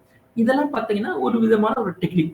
அந்த டெக்னிக்க வச்சு இந்த கணினி வந்து என்ன பண்ணும்னா, அதுக்கு அடுத்த வார்த்தை என்னவா இருக்கும்? அல்லது இந்த வாக்கியம் அடுத்த வாக்கியம் இப்படிதான் இருக்கணும். அப்படின்னு சொல்லி ஒரு யூகத்த வந்து அது செயல்படுது. இது வந்து லாங்குவேஜ் மாடலுக்கு அடிப்படையான ஒரு உதாரணம். இதே இது நீங்க பெரிய தரவுகள குடுத்து நீங்க பண்ணீங்கன்னா, அது லார்ஜ் லாங்குவேஜ் மாடல் அப்படின்னு சொல்றோம். இப்ப இந்த language model statistical language model பார்த்தீங்கன்னா வந்து, தொடக்க காலத்துல உருவானது நமக்கு புரியுறதுக்காக இந்த உதாரணத்த சொல்றேன். அ இப்ப இருக்கக்கூடிய லாங்குவேஜ் மாடல்லாம் பார்த்தீங்கன்னா, ஒரு பல பில்லியன் கணக்கான தரவுகள குடுத்து அது பயிற்சி எடுக்கிறதுனால, அ அத வந்து நம்ம லார்ஜ் லாங்குவேஜ் மாடல்னு சொல்றோம். அப்போ வந்து அந்த அந்த அவ்ளோ தரவுகளையும் அது புரிஞ்சுக்கிட்டு, அந்த மொழிக்கான இலக்கணத்தையும் சரி, அத எப்படி அத வந்து பயன்படுத்தணும் அப்படின்ற அளவுக்கு அதெல்லாம் புரிஞ்சுகிட்டு நம்மளோட ஊடாடும். அ பாருங்க. இது என்ன செய்யும்? இந்த லாங்குவேஜ் மாடல் என்ன செய்யும் அப்படின்னு பார்த்தீங்கன்னா, கன்டென்ட்ட ஜெனரேட் பண்ணும். நான் முன்னாடி சொன்ன மாரி ஒரு கட்டுரையவோ, கவிதையோ, கன்டென்ட்ட வந்து அது உருவாக்க முடியும். இயற்றக்கூடிய திறமை இருக்கு. அப்புறம் வந்து பிஓஎஸ் டேக் பண்ணும். பார்ட்ஸ் ஆஃப் ஸ்பீச்ன்னு சொல்றோம் பார்த்தீங்களா? அத டேக் பண்ண முடியும். இப்போ ஒரு வாக்கியத்துல எது பெயர்ச்சொல், எது வினைச்சொல் அப்படின்னு அத கணிக்க முடியும். ஏன்னா, இது பழைய தரவுகள்ல இருந்து இந்த பேட்டர்ன கண்டுபிடிச்சிருச்சு. அப்ப அத இது செய்யுது. அப்புறம் வந்து மொழிபெயர்க்க முடியும். மெஷின் டிரான்ஸ்லேஷன் அது வந்து அது பண்ணும். அப்புறம் கான்வர்சேஷன் ஏஐ பண்ணும். நீங்க அ ஒரு சாட் பாட் மாதிரி வந்து நீங்க இன்டராக்ட் பண்ணிக்க முடியும். அந்த மாரியான ஒரு பணியையும் இந்த லாங்குவேஜ் மாடல்ல செய்ய முடியும். அப்புறம் டெக்ஸ்ட்ட சம்மரி பண்ணும். நீங்க குடுத்த ஒரு ஒரு பணுவல வந்து சுருக்கி குடுக்கும். கேள்வி பதிலா மாத்தி குடுக்கும். அப்புறம் வந்து கோடுகள வந்து உருவாக்கும். நிரல்கள வந்து கம்ப்ளீட் பண்ணும். நீங்க வந்து பாதி நிரல் எழுதிட்டு, மீதி நிரல அத முடிச்சு குடுனா கூட அது முடிச்சு குடுக்கும். இந்த மாரி எல்லாமே வந்து அதிகமா நான் பயன்படுத்துவேன் எங்க லாங்குவேஜ் மாடல்ல வச்சு. ஏன்னா நம்ம வந்து இதெல்லாம் வந்து நம்ம ஒரு அ ஒரு ஒரு ஒரு சஜஷனா சொன்னோம்னா, அது புரிஞ்சுகிட்டு நமக்கு அடுத்த பதில் அப்படியே குடுத்துக்கிட்டே இருக்கும். இப்ப நீங்க கோட் கம்ப்ளீஷன்ல பார்த்தீங்கன்னா, நீங்க ஒரு நிரல குடுத்துட்டு, நீங்க உங்களுடைய இயற்கையான மொழியில கேட்கலாம். இந்த மாரி எனக்கு இந்தந்த இடங்கள்ல மாற்றி குடு. இந்த மாரியான வேரியபிள்ஸ்லாம் வந்து இந்த மாரி நீ மாற்றி குடு அப்படின்னு சொல்றப்போ வந்து, அது புரிஞ்சுகிட்டு அதெல்லாம் மாத்தி குடுக்கும். அப்ப இங்கேல்லாம் வந்து இந்த லாங்குவேஜ் மாடல் பயனளிக்குது. நீங்க அது டெக்னிக்கலா பார்த்தீங்கன்னா, அது எங்கேயுமே இலக்கணத்த அது கத்துக்க போறதில்ல. ஆனா அது வந்து எப்படி ப்ராபபிலிட்டி இருக்கு அப்படின்றத பார்க்கும். இப்ப நீங்க பார்த்தீங்கன்னா, டெஃபினிஷன் எப்படின்னா, ப்ராபபிலிட்டி டிஸ்ட்ரிபியூஷன் ஓவர் வேர்ட்ஸ் தான். அந்த இந்த சொல்லானது அந்த மொத்த தரவுகள்ல எப்படியெல்லாம் அது வந்து பரவி இருக்கு அப்படின்ற ஒரு ஒரு ஒரு ஒரு கணிப்பின் வழியாகத்தான் அது செயல்படுது. நீங்க எங்கேயுமே போய் நீங்க அதுகிட்ட விளக்கத்த சொல்ல முடியாது. இப்ப இந்த விதி தான், இந்த விதிக்கு அப்புறம் அது இப்படிதான் வரணும் அப்படின்னு சொல்லி இதுக்கு வந்து நீங்க விதிகள சொல்ல முடியாது. நீங்க அப்ப என்ன செய்யலாம்னா, அதுக்கான தரவுகள குடுத்து வேணா அதுக்கு பயிற்சி குடுக்கலாமே தவிர, நீங்க விதிகள சுட்ட முடியாது. இப்ப நமக்கு தெரியும் 2ஆம் வேற்றுமை உறுப்பு, 4ஆம் வேற்றுமை உறுப்புக்கு அப்புறம் வழியில மிகும் அப்படின்னு தெரியும். அத அப்படி நேரடியாக அங்க அங்க வந்து சொல்லி குடுக்க முடியாது. ஏன்னா, அத பொறுத்தவரைக்கும் இலக்கணத்த அது எதுவுமே புரிஞ்சுக்காது. அது வந்து அந்த சொல் அந்த அந்த அந்த டோக்கன்ஸ் வந்து எப்படி டிஸ்ட்ரிபியூட் ஆயிருக்கு அப்படின்றத வச்சு தான் அது கணிக்குது. அத நம்ம புரிஞ்சுக்கலாம். நீங்க அப்ப வந்து இதெல்லாம் செய்யும்னு சொன்னேன் பார்த்தீங்களா? எங்கெங்கெல்லாம் வந்து இது சவாலா இருக்கும், எங்கெங்கெல்லாம் வந்து அதெல்லாம் புரிஞ்சுக்க முடியாது அப்படின்னு பார்த்தா, அது 2 முக்கியமான இடங்கள் இருக்கு. ஒண்ணு பார்த்தீங்கன்னா, அது காமன் சென்ஸ் கிடையாது. காமன் சென்ஸ் அந்த அந்த அந்த நாலேட்ஜ் அது புரிஞ்சுக்காது. இப்ப நீங்க வந்து இப்ப நான் வந்து இப்ப மதுரையில இருக்கேன்னா, ஆ நீங்க வந்து ஒரு மதுரைய பத்தி ஒரு கட்டுரை எழுதி அதுக்கு குடுத்தீங்கன்னா, அது மதுரைய பத்திலாம் அது புரிஞ்சுக்காது. அதுக்குரிய அப்ஸ்ட்ராக்ட் கான்செப்ட் என்னன்னே அது புரிஞ்சுக்காது. தரவ பார்க்கும். அந்த தரவு எப்படியெல்லாம் வந்து ப்ராபபிலிட்டி டிஸ்ட்ரிபியூஷன் இருக்கு இந்த வேர்ட்ஸ் அப்படின்றத புரிஞ்சுக்கிட்டு தான் அது வந்து செயலாற்றுமே தவிர, அப்ஸ்ட்ராக்ட்டா புரிஞ்சுக்காது. அதனால தான் சில நேரங்கள்ல வந்து நம்ம ஒப்பீனியன் கேட்டா கூட அதெல்லாம் அது சொல்லாது. ஏன்னா, அதுக்குன்னு அது புரிஞ்சுக்காதனால அப்ஸ்ட்ராக்ட்டோட வச்சு ஒப்பீனியன் எதுவுமே அது சொல்லாது. காமன் சென்ஸ் இருக்காது. நீங்க சில கேள்விகள்லாம் வந்து நமக்கு கேட்டோம்னா, அ அது வந்து அப்படி அப்படி இல்லவே இல்ல. இருந்தாலும் அது வந்து தவறான பதில் அது சொல்லும். ஒரு பொது அறிவே இல்லாம அது பதில் சொல்லும். அப்ப இந்த 2 இடங்களும் அதுக்கு கிடையாது. அப்ப நம்ம என்ன தெரிஞ்சுக்கலாம்னா, அந்த அ இந்த லார்ஜ் லாங்குவேஜ் மாடல வந்து எங்க பயன்படுத்தணும், எங்க பயன்படுத்தக்கூடாது அல்லது எப்படி பயன்படுத்தணும் அப்படின்னு நம்ம தெரிஞ்சுக்கிட்டோம்னா, இந்த வசதிகள வந்து நம்ம சிறப்பா கையாள முடியும். இப்ப அதான் இந்த உரையோட நோக்கமே அதான். இப்ப சவால்கள்னு சொல்றது எதுக்குன்னா, இந்தந்த இடங்கள்ல எல்லாம் வந்து நாம பயன்படுத்துறப்போ வந்து கொஞ்சம் கவனமா அத வந்து பயன்படுத்தணும் அப்படின்றதுக்காக.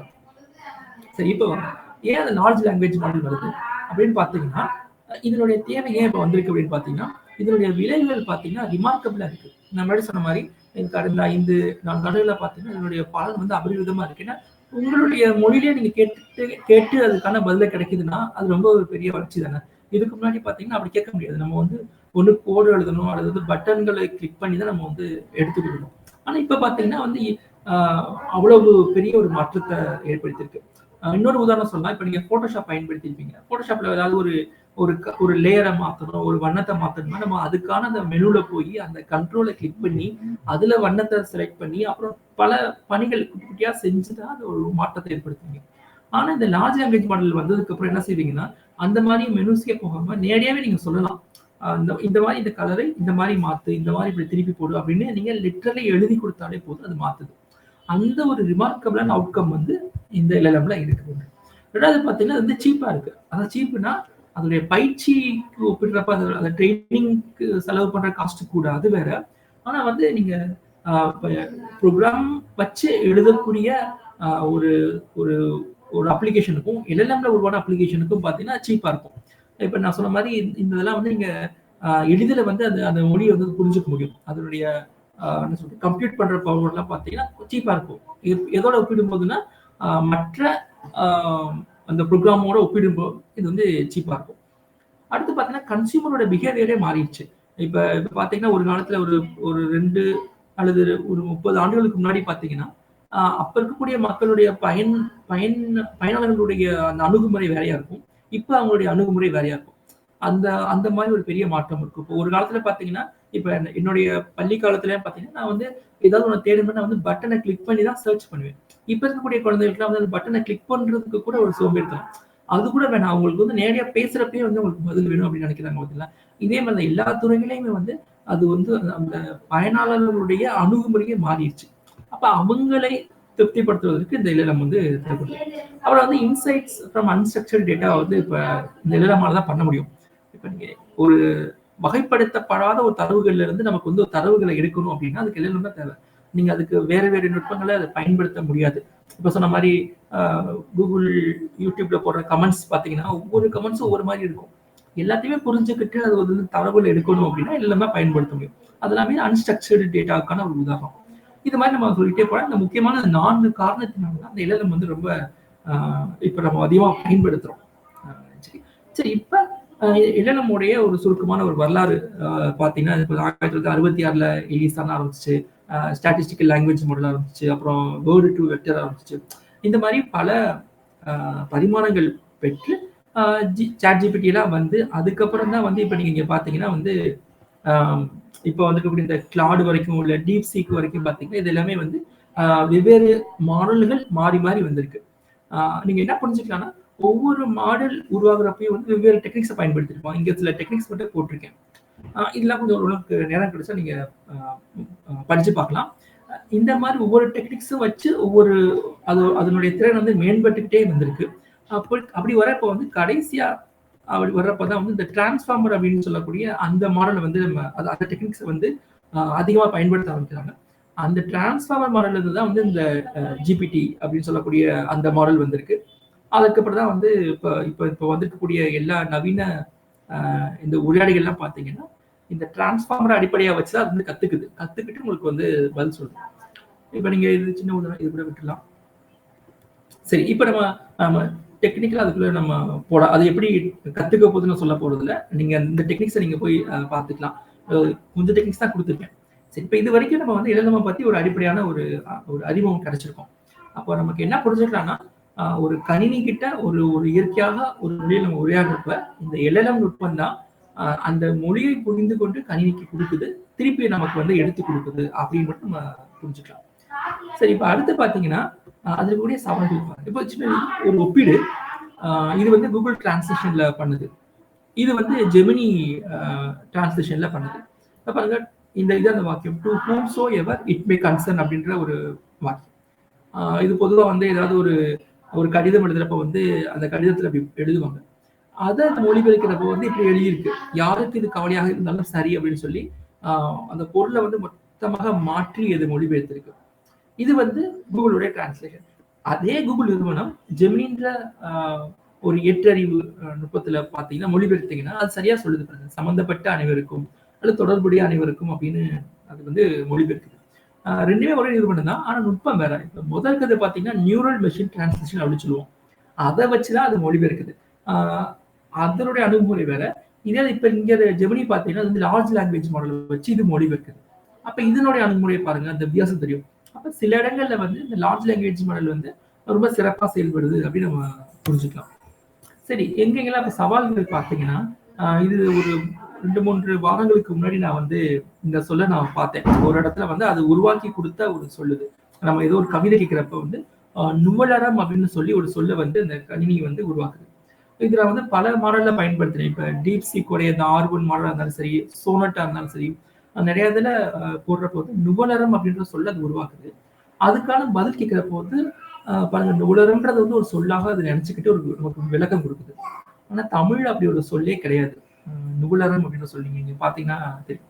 அப்ப இல்லாத ஒன்றை அதுவாகவே யூகிச்சு அதுவாகவே அதுக்கு வந்து பதில் எல்லாம் கொடுத்து பாருங்க, உதாரணம்லாம் கொடுக்குது. தொல்காப்பியத்தை எல்லாமே இழுக்குது. அப்ப நமக்கு உண்மையிலே தெரியாத புதுசா ஒருத்தர் வந்து பார்த்தாருன்னா அது உண்மையிலேயே அப்படி சொல்லி இருக்குன்னு தான் நினைப்பாங்க. இது ஒரு சிக்கல். அப்புறம் பாத்தீங்கன்னா முன்னாடி சொன்ன மாதிரி அது காமன் சென்ஸ் கிடையாது. அதுக்கு ஒரு நல்ல உதாரணம் இப்ப நீங்க இங்க பார்க்கக்கூடியது. இப்ப தொண்டன் அப்படின்ற ஒரு சொல் எடுத்து இதுக்கு பெண்பால் சொல் என்ன அப்படின்னு கேட்டீங்கன்னா அது வந்து தொண்டி அப்படின்னு சொல்லி அப்படின்ற ஒரு சொல்ல வந்து அது காயின் பண்ணுது. ஏன் அப்படின்னா அது வந்து எப்படி அது கத்துக்குச்சுன்னா பேட்டர்ன் வச்சுதான் கண்டுபிடிக்குது. இதுக்கு முன்னாடி பல சொற்கள் பெண்பால் விகுதியாக இந்த டி இகரம் வந்து முடிஞ்சிருக்கும். அதை வச்சு இதுவாகவே வந்து ஒரு பேட்டர்னை கண்டுபிடிச்சதுனால இப்ப இது என்ன பண்ணுதுன்னா எந்த சொல் கொடுத்தாலும் ஒரு ஆண்பால் சொல்ல இருந்துச்சுன்னா பெண்பால் சொல்ல வந்து இந்த டி அப்படின்ற சொல்ல அதுவாகவே உருவாக்கும். இப்ப நீங்க வேற வேற சொற்கள் கொடுத்தீங்கன்னா அது இதே மாதிரி தப்பா உருவாக்குது. அதெல்லாம் வந்து இன்னொரு என்ன புரிஞ்சுக்கலாம், அதுக்கு இலக்கணம் தெரியல அப்படின்றது நம்ம புரிஞ்சுக்கணும். இன்னொரு உதாரணம் கூட சொல்லலாம். இது பாருங்க, இதுல ஒரு ஒரு பாசிட்டிவான ஒரு நோட்டு இருக்கு. என்னன்னா நம்ம வந்து தங்கிலீஷ்ல கொடுக்குறோம். இப்ப ஏன்னா நிறைய பேர் வந்து தமிழ்ல வந்து ஆங்கில எழுத்துக்களை எழுதக்கூடிய தலைமுறை தமிழ்நாட்டுல அதிகமாக பேர் இருக்காங்க. இப்ப அவங்க கூட அந்த கருவிகள்ல உண்டாட முடியும். இன்ட்ராக்ட் பண்றதுக்கு நீங்க தமிழ்ல போட்டா கூட அது தங்கிலீஷ்ல போட்டா கூட புரிஞ்சுக்கிட்டு அது வந்து பதில் சொல்லுது. இப்ப நீங்க பாத்தீங்கன்னா தமிழண்டா அப்படின்னு ஆரம்பிக்கக்கூடிய பாட்டு ஒண்ணு சொல்லு அப்படின்னு கேக்குறீங்க, அது பதில் சொல்லுது. ஆனா இதுல பாத்தீங்கன்னா அப்படி ஒரு பாட்டும் கிடையாது, அப்படி ஒரு படமும் கிடையாது, அப்படி ஒரு இசையமைப்பாளர் அப்படி ஒரு படத்துக்கு இசையமைக்கவே இல்லை. அப்ப இது வந்து பாத்தீங்கன்னா R1ல உருவாகுது. இது பாத்தீங்கன்னா வந்து சோனோட்ல உருவாகுது. ரெண்டுமே பாத்தீங்கன்னா ஏதோ ஒரு படத்தை போட்டு அந்த படத்துக்கு ஒரு பாட்டு இருக்குன்னு சொல்லி அதுவே உருவாக்கி. அப்ப பாத்தீங்கன்னா அந்த ஃபேக்ட வந்து அது வந்து அப்படியே கொடுக்கல. அதுவாவே சில கற்பனைகள்ல சில விஷயங்களை தவறாக உருவாக்குது அப்படின்றத நம்ம புரிஞ்சுக்கலாம். இது ஒரு சிக்கல். அப்புறம் வந்து இலக்கணப்படி பாருங்க. இப்போ முயற்சிக்கிறேன் அப்படின்னு நம்ம சொல்ல கொடுத்தது வந்து நீங்க மார்பாலஜிக்கலா பிரிச்சு, அதாவது உருபணிகள் அடிப்படையில பிரி அப்படின்னு சொன்னீங்கன்னா முயற்சி, அப்புறம் இக்கு, அப்புறம் என் அப்படின்னு சொல்லி பிரிக்குது.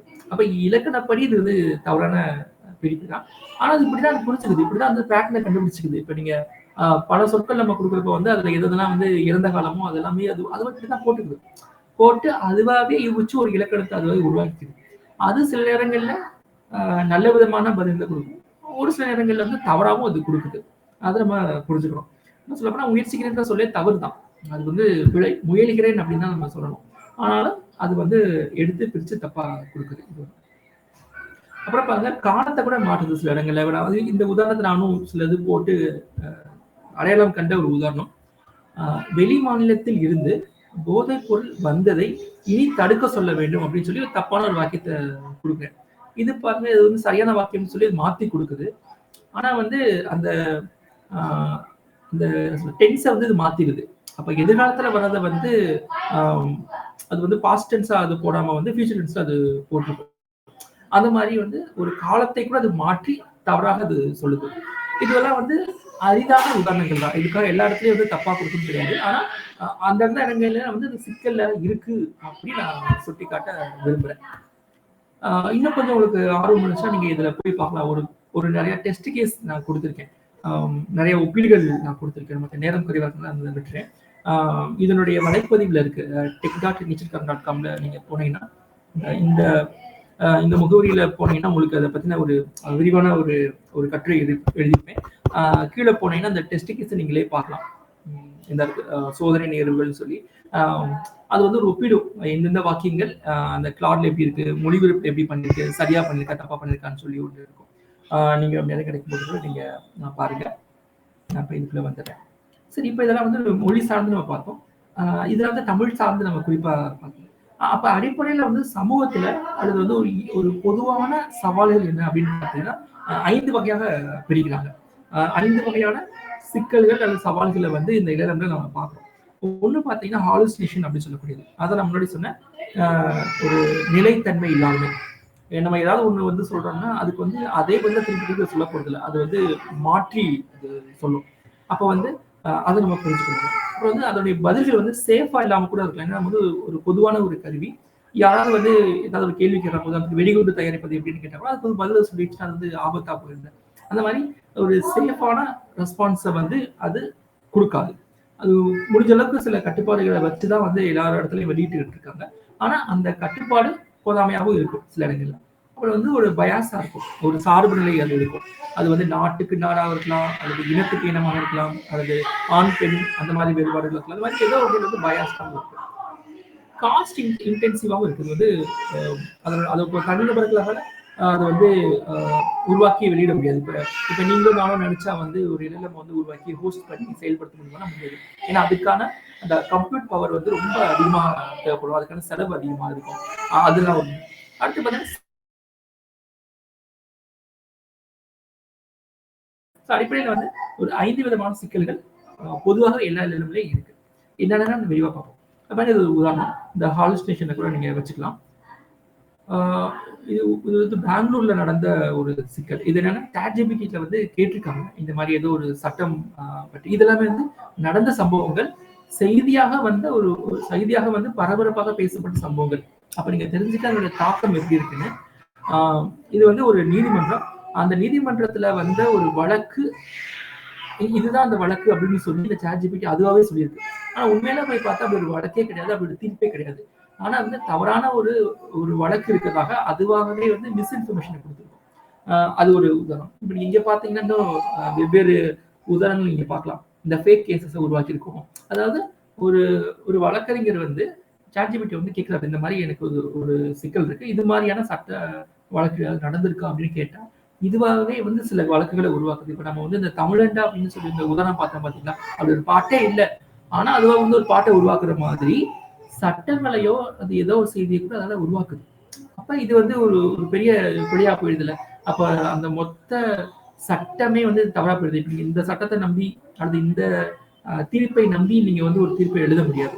அப்ப அந்த மாதிரி ஒரு பெரிய சிக்கல் இருக்கு.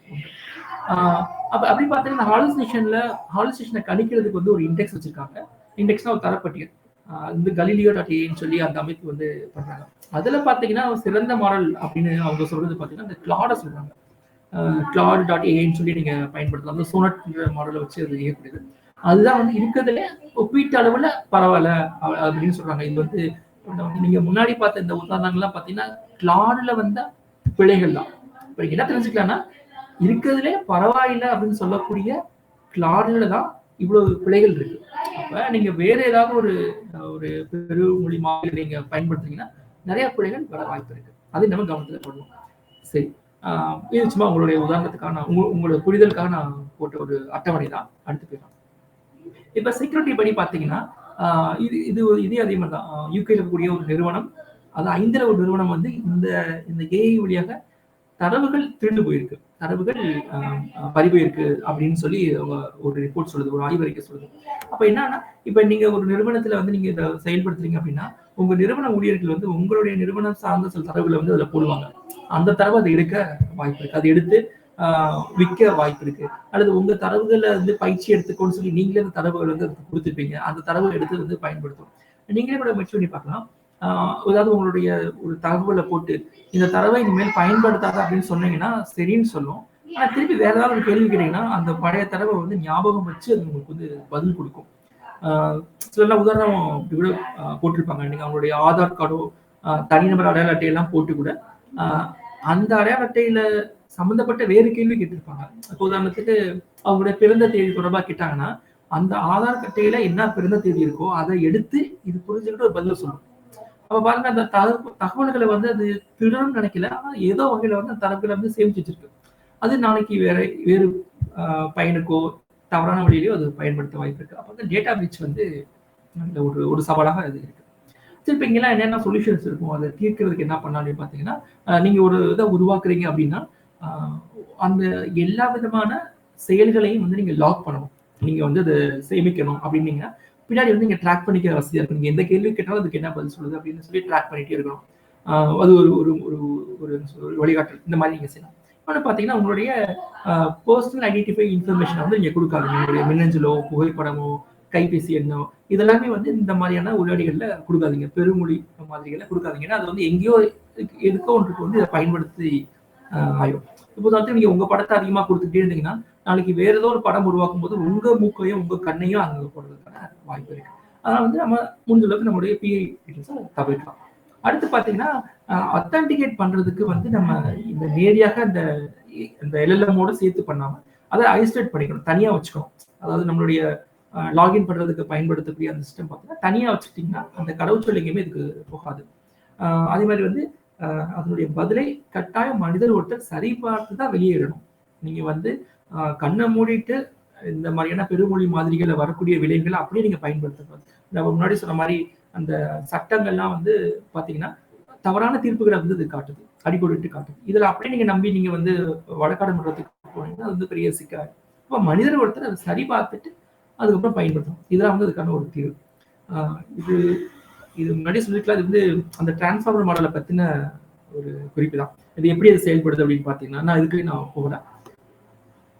ஒரு சின்ன ஒரு விளக்கம் குடுக்குறேன். எப்படி அது வந்து அது புரிஞ்சுக்கும் அப்படின்னு பார்த்தீங்கன்னா, இப்ப நீங்க அந்த மாரி தரவுகள குடுத்தீங்கன்னா, அது வந்து என்கோடு பண்ணிரும். நீங்க குடுக்கக்கூடிய ஒரு ஒரு கட்டுரையில வந்து 200 சொற்கள் இருக்குன்னா, எல்லா சொற்களையும் வந்து இந்த மாரி வந்து என்கோடு பண்ணிரும். ஒரு நியூமெரிக்கல் ஃபார்ம்ல. இப்ப டாக் அப்படின்னு சொன்னீங்கன்னா 10, 3, 2 கேட்னா 10, 3, 1 ஏதோ ஒரு வகையில வந்து ஒரு நியூமெரிக்கல் வேல்யூவ வந்து அது வந்து அ என்கோட் பண்ணிக்கும். அதுக்கப்புறம் அத வச்சு அது வந்து முடிவுகளையோ, பதில்களையோ முன்னாடி சொன்ன டெக்னிக் சொன்னேன் பார்த்தீங்களா? அந்த டெக்னிக்க வச்சு அது வந்து கணிக்கும், அ முடிவுகள் எடுத்துரும். அதற்கு பிறகு நமக்கு பதிலா குடுக்குறப்போ வந்து திருப்பி டீகோட் பண்ணி உங்களுக்கு வந்து இங்க குடுக்கும். ஏன்னா நேரடியா வந்து ஒரு ஒரு வாக்கியத்த வந்து கணினியால வந்து அதால அந்த என்ன சொல்றது? மேத்தமேட்டிக்கல் ஃபார்முலா போட முடியாது. அப்ப எல்லாத்தையுமே வந்து ஒரு மேட்ரிக்ஸா மாத்திக்கிறோம். நீங்க பார்த்தீங்கன்னா, எல்லாமே ஒரு மேட்ரிக்ஸ் கணிதத்துல தெரியும் மேட்ரிக்ஸ் சொல்லுவாங்க. எல்லா சொற்களையுமே வந்து ஒரு மேட்ரிக்ஸா மாத்திட்டு, அந்த மேட்ரிக்ஸ்ல இருந்து அத வந்து அ அவுட்புட்ட எடுத்து, ஒரு புரிதல வச்சு ஒரு பதில எடுத்துட்டு, அதை வெளிய குடுக்குறப்போ வந்து திருப்பி வந்து டீகோட் பண்ணிக்குது. இத நம்ம புரிஞ்சுக்கலாம். இதுதான் வந்து இந்த என்கோடர், டீகோடர்ன்ற ஒரு கான்செப்ட். நமக்கு புரிதலுக்காக வந்து இந்த மேட்ரிக்ஸ போட்டிருக்கேன். இது இப்படிதான் கிடையாது. இது வந்து நம்மளால நமக்கு தெளிவா தெரியாத ஒரு பிளாக் பாக்ஸ் தான். அ அதுவாவே புரிஞ்சுகிட்டு அது ஒரு மேட்ரிக்ஸ மாத்தி அதுலருந்து குடுக்கும். இப்ப அந்த மாரி பார்த்தீங்கன்னா, இந்த டிரான்ஸ்ஃபார்மர் மாடல்ல அ அ என்னென்ன மாரி மாடல்ஸ் இருக்கு? இமேஜ்ல பார்த்தீங்கன்னா, இதெல்லாம் வந்து இமேஜ் பேஸ்டான மாடல். இப்ப DALL-E நீங்க கேள்விப்பட்டிருப்பீங்க, Quinn கேள்விப்பட்டிருப்பீங்க, Google இதெல்லாம் வந்து இமேஜ் இது வந்து படங்களை மட்டுமே உருவாக்கக்கூடிய மாடல். அதே மாரி வந்து எழுத்து சார்ந்த டெக்ஸ்ட்ட மட்டும் வச்சு உருவாக்கி கட்டுரைகள உருவாக்குறது, இந்த மாரி மாடல்லாம் நீங்க இங்க பார்க்கலாம். பெர்டோ, சோனட் இது எல்லாமே வந்து டெக்ஸ்ட் பேஸ்டான லாங்குவேஜ் மாடல். அப்போ ஒவ்வொரு பணி சார்ந்த மாடல்ஸ் வந்து நெறைய உருவாக்கியிருக்காங்க. இப்ப நீங்க அந்த OpenAI நிறுவனம் பார்த்தீங்கன்னா, ChatGPTன்றது வந்து தனியான டெக்ஸ்ட்டுக்கு மட்டும் தான். DALL-Eன்னு சொல்லி தான் இமேஜ்க்கு வச்சிருக்காங்க. அந்த மாரி தனித்தனியா உருவாக்கியிருப்பாங்க. நீங்க கோட் எழுதணும் அப்படின்னு சொன்னா, கோட் எழுதுறதுக்கு தனியான ஒரு language model, large language model உருவாக்கியிருப்பாங்க. அந்த மாரி ஒவ்வொரு பணிக்கு தகுந்த மாரி நம்ம உருவாக்கியிருப்பாங்க. சரி இத விட்டுருவோம். இத நான் சொன்ன அந்த அந்த அதிகமாக பிரபலமாக்கக்கூடிய அந்த உரையாடிகள். சாட் OpenAI தெரியாதவங்க நீங்க போய் முயற்சி பண்ணி பாருங்க. அ உங்களுக்கு சந்தேகப்படக்கூடிய தமிழ் கேள்விகளோடு, மொழி சார்ந்த ஒரு பொதுவான கேள்விகளோட நீங்க கேட்டு பார்க்கலாம். அது வந்து பதில்கள குடுக்கும். இப்போ உதாரணத்துக்கு கோபைலட்ல போய் நீங்க கோடு எழுதுனா கூட அது கோடு எழுதி குடுக்கும். நீங்க அப்படியே நீங்க முயற்சி பண்ணி பாருங்க. இப்ப நெறைய தமிழ் ஆசிரியர்கள் இருப்பீங்க. அவங்களுக்கு ஏதாவது ஒரு ஒரு இணையதளம் உருவாக்கணும், ஒரு குறுஞ்செய்தி உருவாக்கணும் அப்படின்னா வந்து நீங்க இதுல முயற்சி பண்ணி பார்க்கலாம். நான் முன்னாடி சொன்ன மாரி அந்த PII டீட்டெயில்ஸ வந்து நீங்க குடுக்காம நீங்க உருவாக்கிட்டு, நீங்க அத வந்து ஒரு சரி பார்த்துட்டு நீங்க பயன்படுத்திக்கலாம். ஆம். இதெல்லாம் வந்து இமேஜ் சார்ந்து இப்ப நீங்க ஒரு படத்த குடுத்து நீங்க மாத்துனா, இந்த மாரி நீங்க வாக்கியத்த குடுத்துட்டு அது மாத்தும். இதுவரைக்கும் பார்த்தது வந்து அடிப்படையான ஒரு இது கேள்விப்பட்டிருப்பீங்க. நான் வந்து அந்த கடைசியா வந்து ஒரு ஒரு ஒரு சம்மரி மாரி சொல்லிர்றேன். ஆ ஒரு ஜெனரலா எழுதக்கூடிய ஒரு ப்ரோகிராம் பார்த்தீங்கன்னா, ப்ரோகிராம் எழுதுனீங்கன்னா, அத நம்ம வந்து ரூல்ஸையும் குடுப்போம், டேட்டாவையும் குடுப்போம். அதுக்கப்புறம் தான் ஆன்ஸர் கிடைக்கும். சரி அதான் வந்து கிளாசிக்கலா எழுதக்கூடிய ப்ரோகிராம். ஆனா இப்ப இந்த மாதிரி லார்ஜ் லாங்குவேஜ் மாடலோ அல்லது பொதுவா மெஷின் லேர்னிங்ல எடுத்துட்டீங்கன்னா, நாம வந்து ரூல்ஸ குடுக்க மாட்டோம். டேட்டாவே ஆன்சர் தான் குடுப்போம். அதுதான் ரூல்ஸ உருவாக்கும். இதுதான் வந்து இந்த அடிப்படையான வித்தியாசம். இந்த கிளாசிக்கல் ப்ரோகிராமுக்கும், மெஷின் லேர்னிங்க்கும். ரூல்ஸ் அதுதான் உருவாக்குது அப்படின்னா, அப்ப ரூல்ஸ் வந்து கட்டாயம் மீறுறதுக்கான வாய்ப்பு இருக்கு. நம்ம குடுக்கக்கூடிய ஆன்சரும், டேட்டாவும் சரியாகவே இருந்தாலும், அது வந்து தவறான இடங்கள்ல ரூல்ஸ போட வாய்ப்பு இருக்கு. அப்ப வந்து நீங்க இலக்கணம் சார்ந்து, தமிழ் மொழி சார்ந்த சில இடங்கள்ல அ விதிகள் தெளிவா இருந்துச்சுன்னா, நம்ம வந்து எந்திர வழி கற்றல்ல போகாம இருக்கிறது சிறப்பா இருக்கும். அல்லது விதிகள உங்களால கணிக்க முடியல, அத கொண்டு போக முடியல அப்படின்னா, அந்த இடங்கள்ல வந்து கிளாசிக்கல் ஆ ப்ரோகிராமுக்கு பதிலா நீங்க மெஷின் லேர்னிங்குள்ள நீங்க போய்க்கலாம். இப்ப இத உருவாக்குறதுல இருக்கக்கூடிய சில சவால்கள் இருக்கு. இப்ப நம்ம எல்எல்எம் பத்தி பேசினோம். இத நாம உருவாக்க முடியுமா அப்படின்னா, உருவாக்கலாம். அதுக்கு சில சிக்கல்கள் இருக்கு. இப்ப நமக்கு அதிகமான தரவு பயிற்சிக்கான தரவு வேணும். ட்ரெய்னிங் டேட்டா வந்து பெரிய சிக்கல். அதுக்கு தான் வந்து லோ ரிசோர்ஸ் லாங்குவேஜ் அப்படின்னு சொல்லுவாங்க. இப்ப இந்திய மொழிகள பார்த்தீங்கன்னா, ஏன்னா அதுக்கு அதிகமான தரவுகள் கிடையாது. அதுக்கு பயிற்சி கொடுக்க போதாம இருக்கு. அப்ப அந்த மாரி ஒரு சவால் இருக்கு. அப்புறம் பார்த்தீங்கன்னா, பார்ட்ஸ் ஆஃப் ஸ்பீச் டேக்கிங் வந்து இந்திய மொழிகளுக்கு பொதுவான மற்ற மொழிகளுக்கு வந்து அவ்வளவு ஒரு ஒரு முழுமையான ஒரு டேக்கிங்கா வந்து ஓப்பன் சோர்ஸ்ல இல்லாம இருக்கும். அது வந்து இந்த நிறுவனங்களுக்கு கிடைக்காம இருக்கும். நமக்கு கிடைக்காம இருந்திருக்கும். அதான் வந்து ஒரு சவால். இதெல்லாம் தெரிஞ்சுச்சுன்னா இன்னும் கொஞ்சம் எல்லாம் வந்து இன்னும் சிறப்பா பண்ணலாம். டோக்கனைசேஷன் வந்து ஒரு சிக்கல். எல்லா இடங்கள்லயும் வந்து நம்ம சரியா டோக்கனைசேஷன் பண்ண முடியறதில்ல. அதெல்லாமே ஒரு சிக்கலா இருக்கு. அப்புறம் ஒரு முக்கியமானது கோட் ஸ்விட்சிங். இப்ப நாமளே வந்து தமிழ்ல எழுதுறப்போ வந்து ஆங்கில சொற்கள் கலந்திருப்போம். அல்லது ஆங்கில எழுத்துக்கள் எழுதியிருப்போம். அல்லது வந்து வேறு மொழி இப்ப நம்ம அ தமிழ்நாட்டுல இருந்து தமிழ் எழுதுறப்போ கூட இப்போ ஹிந்தி சொற்களோ அல்லது வந்து உருது சொற்களோ நம்ம கலந்து எழுதக்கூடிய சூழல் இருக்கு. இப்ப நீங்க உங்கள மாரி மலாய் மொழி கலந்தும் தமிழ்ல நீங்க பேசிக்கிட்டு இருப்பீங்க. இதெல்லாமே வந்து அ பயிற்சி கொடுக்குறப்போ வந்து இதெல்லாம் சவால்கள். நீங்க வந்து தமிழ் சொற்கள்லாம் அது புரிஞ்சுக்கும். ஆனா வந்து திடீர்னு ஒரு மலாய் சொல் வர்றப்போ வந்து அதெல்லாம் புரிஞ்சுக்கிறதுல சிக்கல் இருக்கும். அதெல்லாமே வந்து நம்ம உருவாக்கத்துல இருக்கக்கூடிய சிக்கல்கள். ஆ இது ஒரு உதாரணம். இந்த கோட் ஸ்விட்ச் சொல்லக்கூடிய இந்த இந்த 3வது இருக்கு பாத்தீங்கன்னா, இதுல ஒரு உதாரணம் அது. இப்ப இந்த படம் வந்து வந்த பிறகு யாரெல்லாம் தலையா அப்படின்னு மன்னிக்கவும் தவறா வாசிச்சிருப்பேன் ஏதோ ஒண்ணு. ஆனா வந்து அந்த மொத்த வாக்கியமே பார்த்தீங்கன்னா வந்து ஆங்கில எழுத்துக்கள தமிழ் எழுதியிருப்பாங்க. இத வந்து நம்ம நோ கோட் ஸ்விட்ச் அப்படின்னு சொல்லுவோம்.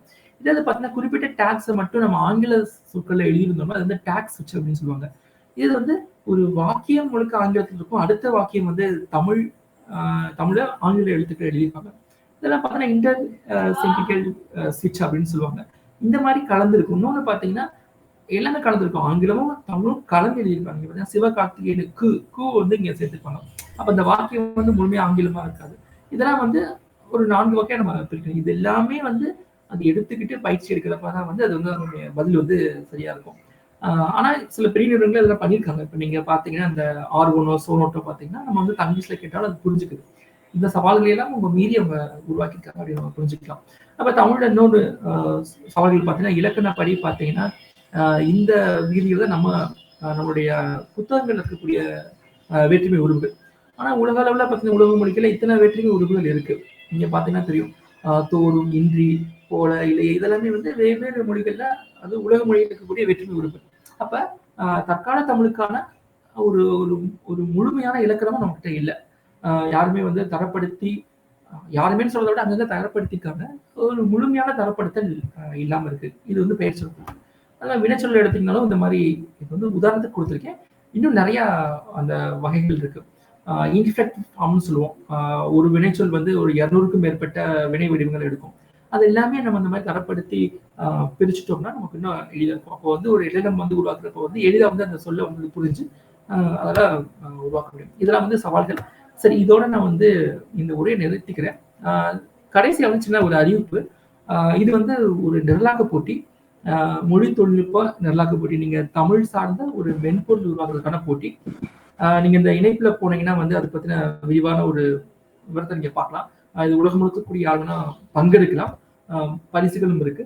உங்க உங்க மாணவர்கள், உங்க ஆசிரியர்கள் உதவியோட கூட நீங்க கலந்து கொள்ளலாம். இது வந்து ஒரு மொழி சார்ந்த ஒரு நிரலாக்க போட்டி. இத ஒரு அறிமுகமா குடுத்துட்டு, இந்த உரையை நிறைவு செய்றேன். அ இந்த நேரம் போனனால நிறைவு செய்றேன். கேள்விகள் இருந்தா நம்ம எடுத்துக்கலாம். நன்றி. சரியா, நன்றி நீச்சல்காரன். நினைக்கிறேன் நிறைய உங்களுக்கு எடுத்துக்காட்டோட காட்டியிருக்காரு அவரு. நான் பேசுறது கேக்குதுதானே? ஆமா கேக்குது. சரி சரி. கேள்விகள் இருந்துச்சுன்னா ஒரு 2 கேள்விகள் நம்ம கேட்கலாம் நினைக்கிறேன். ஒரு 5 நிமிடம் இருக்கு நமக்கு பேச்சு முடிப்பதற்கு. எல்எல்எம் குறித்து ஒரு அறிமுகம் போல இன்றைக்கு இருந்தது. ரொம்ப உள்ளுக்கு வந்து ரொம்ப விரிவா போக வேணான்றதை நம்ம கேட்டுக்கிட்டோம் அவர்கிட்ட. அதுக்கு தகுந்தபடி முடிஞ்ச வரைக்கும் ஒரு அறிமுகம் போல, அதே போல அதனால இருக்கக்கூடிய சவால்களையும் அவர் நமக்கு நல்லா எடுத்து கொடுத்திருந்தாரு. சில கேள்விகள் கேட்டா சிறப்பா இருக்கும்னு நினைக்கிறேன். அவர் பதில் செய்வதற்கு கேட்கும். யாராச்சும் கேள்வி கேட்குறீங்களா?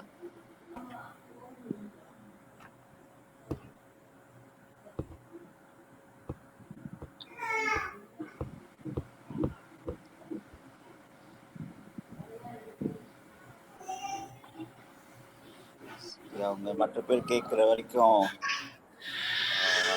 சரி. எனக்கு என்ன சிக்கல் நான் பார்க்குறேன்னா, இப்போ ஒரு தகவல்களை நம்ம வந்து ஒருங்கிணைக்கிறோம். அது உள்ளுக்கு நம்ம ஒரு சிறு மொழி மாதிரி போல உருவாக்குறோம்னு வைத்துக் கொள்வோமே. அப்போ நம்ம தகவல்களை ஒருங்கிணைக்கும் போது நமக்கு ஏதாவது ஒரு தரவு அடிப்படை, அதாவது அந்த ரூல்ஸ் வந்து நம்ம ஏதாச்சும் பின்பற்ற வேண்டியது இருக்குமா? குறிப்பாக தமிழுக்கு நம்ம உருவாக்குறோம். ஒரு நம்மளுடைய கல்வி தரத்துக்கான ஒரு அமைப்புகளை உருவாக்குறோம்னு வைத்துக் கொள்வோமே. அதோடைய அடிப்படை தரவுகள் நம்ம கிட்ட இருக்கும். அதை நம்ம ஒருங்கிணைப்போம். அதுக்கப்புறம் வந்து அந்த ரூல்ஸ் என்று சொல்லக்கூடியதை வந்து நம்ம எப்படி வந்து எளிமையா நம்ம உருவாக்கலாம். இப்ப நீங்க பாத்தீங்கன்னா இந்த LLMல பாத்தீங்கன்னா நாம வந்து எங்கேயுமே விதிமுறைகள் அதுக்கு கற்றுக் கொடுக்க முடியாது. இதுதான் விதி, இப்படிதான் செய்யணும்னு சொல்ல முடியாது. அப்ப அவங்க என்ன செய்வாங்கன்னா போஸ்ட் டியூனிங் பண்ணுவாங்க. நீங்க வந்து ஒரு அவுட்புட் வரும் பாத்தீங்களா, அந்த இடத்துல வந்து விதிகளை அப்ளை பண்ணுவாங்க. அது வரக்கூடிய ஒரு 4 பதில் கொடுக்குதுன்னா அந்த 4 பதில்கள்ல நம்மளுடைய விதிகளை வந்து அங்க நம்ம வந்து ப்ரோக்ராம் எழுதி நம்ம வந்து போடணும். அப்ப அது வந்து சரி பார்த்துட்டு அது சரியா இருந்துச்சுன்னா அந்த 4 பதில்கள்ல ஒன்றோ ரெண்டோ அதை எடுத்துக்கிறோம், இல்லாட்டி அதை விட்டுரும். ஒன்று அந்த மாதிரி பண்ணலாம். அல்லது நம்ம ட்ரைனிங் டேட்டாலே வந்து நம்ம விதிகளை போடலாம். ட்ரைனிங் கொடுக்குறப்பே வந்து உதாரணத்துக்கு நீங்க வந்து ஒரு பெரிய தரவு கொடுத்து பயிற்சி கொடுக்க போறீங்கன்னா அந்த தரவுலே வந்து பிறமொழி சொற்களை வந்து நம்ம நீக்கிறோம் அப்படின்னு சொல்லி ஒரு விதி எழுதி அங்கே நீக்கிட்டு பயிற்சி கொடுத்தீங்கன்னா அது ஒரு வகையில பண்ணலாம். அதாவது ஒன்று முன்னாடி பண்ணலாம் அல்லது பின்னாடி பண்ணலாம். ஆனா நேரா LLMக்குள்ள நம்ம பண்றதுக்கான வாய்ப்பு எனக்கு தெரிஞ்சு இல்லை. சரி. இப்ப இங்க வந்து நம்மளுக்கு பெரும்பாலும் இணைந்திருக்கிறவங்க வந்து கல்வியாளர்களா இருக்காங்க, மாணவர்கள் இருக்காங்க. இவங்க வந்து அவங்களுடைய அன்றாட பயன்பாட்டுக்கு வந்து இந்த LLM எவ்வளவு தூரத்துக்கு உறுதுணையா இருக்கு? அவங்க வந்து எப்படி அதை வந்து அதாவது அவங்க பங்களிக்கலாம், இல்லை அதை இன்னும் எப்படி மேம்படுத்தலாம்? ஏன்னா நீங்க முதல்ல சொல்லும் கூட அதுல இருக்கக்கூடிய சிக்கல்கள், நமக்கு சவால்களை பார்க்கிறோம். இப்ப இது வந்து எப்படி வந்து அவங்க இன்னும் வந்து சரியாக அவங்க பயன்படுத்தலாம்னு நினைக்கிறீங்க? சரி. இப்ப நீங்க திரையில பார்க்கக்கூடிய இந்த 5 தளங்களை நீங்க குறிச்சு வச்சுக்கலாம். இந்த 5மே வந்து இப்ப சமகாலத்துல வந்து அதிகமாக பிரபலமான, அதே நேரத்துல வந்து திறன் வாய்ந்த ஒரு தளங்களா இருக்கு. அங்க வந்து கல்வியாளர்கள் வந்து அவங்களுக்கு வேண்டிய பாடத்திட்டங்களா இருந்தாலும் சரி, இல்லாத ஒரு ஸ்லைடு உருவாக்கணும், அல்லது வந்து படங்கள் உருவாக்கணும். இந்த மாதிரி அவங்களுக்கு வேண்டிய எல்லா விதமான பணிகளையும் இது செய்ய முடியும். ஆனா அதனுடைய விளைவுகளை ஒரு தடவை நீங்க சரி பார்த்துட்டு நீங்க பயன்படுத்திக்கலாம். இப்ப உதாரணத்துக்கு நீங்க வந்து ஒரு குழந்தைக்கு வந்து ஒரு கதை சொல்ல போறீங்க. இப்ப அந்த மழலையர் பள்ளியில் இருக்கக்கூடிய மாணவர்கள் ஆசிரியர்கள் பார்த்தீங்கன்னா குழந்தைகளுக்கான கதை உருவாக்குங்க. அப்ப நீங்க இந்த ஜெமினியில போயிட்டு நீங்க வந்து குழந்தைக்கான ஒரு கதை உருவாக்கு, முயலும் நரியை வச்சு உருவாக்குனா அது புதுசு புதுசா உருவாக்கி கொடுக்கும். அதே கதையை வந்து நீங்க இன்னொரு LLMல போட்டீங்கன்னா படங்களையும் உருவாக்கி கொடுக்கும். அதுல ஏதாவது ஃபேக்சுவல் எரர் இருக்கான்னு மட்டும் சரி பார்த்துக்கோங்க. இப்ப முயல்னா அது வந்து முயல் வடிவம் தான் போட போகுது, முயலும் எளிய தான் போட போகுது.